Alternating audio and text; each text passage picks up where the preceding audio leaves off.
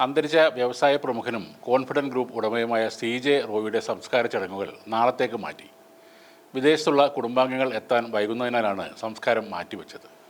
സംസ്കാരം ഇന്ന് നടത്താനായിരുന്നു നേരത്തെ തീരുമാനമെടുത്തിരുന്നത്. റോയിയുടെ മരണത്തിൽ ആദായനികുതി വകുപ്പിനെതിരെ ഗുരുതര ആരോപണങ്ങൾ ആവർത്തിക്കുകയാണ് കുടുംബം.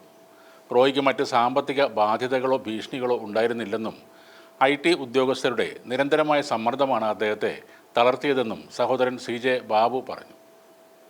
3 ദിവസമായി ഇൻകം ടാക്സ് ഉദ്യോഗസ്ഥർ ഓഫീസിലുണ്ടായിരുന്നു. അവർ നൽകിയ മാനസിക സമ്മർദ്ദത്തെക്കുറിച്ച് കുടുംബത്തിന് ബോധ്യമുണ്ട്. ഇന്ന് രാവിലെ എന്നെ കാണണമെന്ന് അദ്ദേഹം പറഞ്ഞിരുന്നു. എന്നാൽ അതിനു മുൻപേ ഇങ്ങനെ നടന്നു എന്നാണ് CJ ബാബു പറയുന്നത്. ആദായനികുതി വകുപ്പുമായി ബന്ധപ്പെട്ട പ്രശ്നങ്ങൾ ഉണ്ടായിരുന്നതായി അദ്ദേഹത്തിൻ്റെ അടുത്ത അനുയായി ആബിൽ ദേവും വെളിപ്പെടുത്തി. ഈ മാസം ആദ്യത്തെ ആഴ്ച മുതലാണ് IT വകുപ്പുമായി ബന്ധപ്പെട്ട വിഷയങ്ങൾ ആരംഭിക്കുന്നത്. എന്നാൽ ഇവയെല്ലാം തന്നെ പരിഹരിക്കാവുന്നതായിരുന്നു എന്നാണ് താൻ മനസ്സിലാക്കിയതെന്നും അദ്ദേഹം പറയുന്നു. നമ്മുടെ പ്രധാന മാധ്യമങ്ങളിൽ ഏറ്റവും കൂടുതൽ പരസ്യം നൽകിയതും ഒട്ടേറെ പ്രോഗ്രാമുകൾ സ്പോൺസർ ചെയ്തതും റോയിയുടെ കോൺഫിഡൻറ്റ് ഗ്രൂപ്പായിരുന്നു. എന്നിട്ട് പോലും വമ്പൻ മാധ്യമങ്ങൾക്ക് ഇദ്ദേഹത്തിൻ്റെ മരണത്തിൽ തീർത്തും ഒരു ഉദാസീന മനോഭാവമാണുള്ളത്. സംസ്ഥാന സർക്കാരിൻ്റെ കീഴിലുള്ള ഏതെങ്കിലും ഏജൻസികളുടെ റെയ്ഡിലാണ് ഇത് സംഭവിച്ചതെങ്കിൽ ഇവിടെ ചാനലുകൾ തീ പിടിപ്പിക്കുമായിരുന്നു. മലയാള മാധ്യമരംഗത്ത് CJ റോയിയെ ഏറ്റവും കൂടുതൽ ഉപയോഗപ്പെടുത്തിയ സ്ഥാപനം ഏതാണെന്ന് എല്ലാവർക്കും അറിയാം. ഐഡിയ, സ്റ്റാർ സിംഗർ അടക്കമുള്ള അവരുടെ എല്ലാ പ്രോഗ്രാമുകളുടെയും പ്രധാന സ്പോൺസറായിരുന്ന വ്യക്തിയാണ് CJ റോയി. ആദ്യകാലത്ത് പോലും എല്ലാവരെയും ഞെട്ടിച്ചുകൊണ്ട് 40 ലക്ഷം രൂപയുടെ ഫ്ലാറ്റാണ് വിജയികൾക്ക് റോയി കൊടുത്തത്.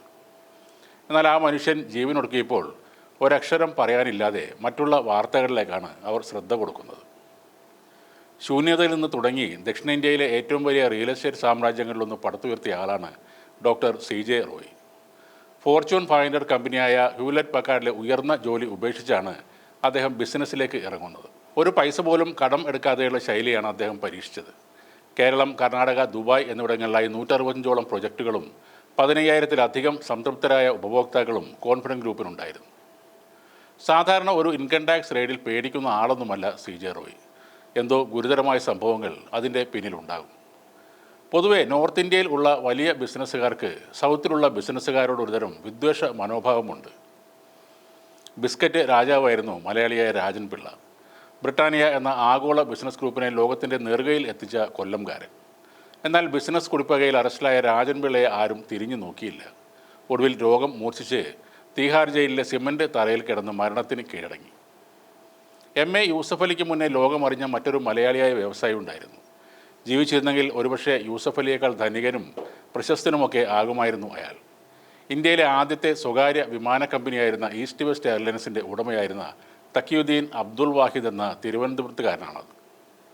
വർക്കലയിലെ ഉണക്കമീൻ വ്യാപാരിയായിരുന്ന അബ്ദുൾ വാഹിദ് മുസ്ലിയാരുടെ മകൻ തക്കിയുദ്ദീൻ ഇന്ത്യയിലെ തന്നെ അതിസമ്പന്നന്മാരിൽ ഒരാളായി മാറിയതും തൻ്റെ ബിസിനസ്സിൻ്റെ അത്യുന്നതിയിൽ നിൽക്കുമ്പോൾ ദാരുണമായി ദുരൂഹമായി കൊല്ലപ്പെട്ടതും എല്ലാം കണ്ണടച്ച് തുറക്കുന്ന നേരം കൊണ്ടായിരുന്നു.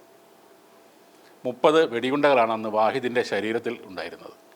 മുംബൈ അധോലോകത്തിലെ 2 സംഘങ്ങളുടെ കുടിപ്പകയുടെ ഇരയായി തക്കിയുദ്ദീൻ മാറി എന്നായിരുന്നു പോലീസ് ഉണ്ടാക്കിയ കള്ളക്കഥ.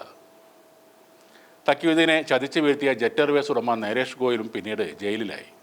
ഗുരുതരമായ രോഗവും തീർത്താൽ തീരാത്ത കടവുമായി ഗതി കിട്ടാതെ അലയുകയാണ് പഴയ ജെറ്റ് എയർവേസ് മുതലാളി നരേഷ് ഗോയൽ.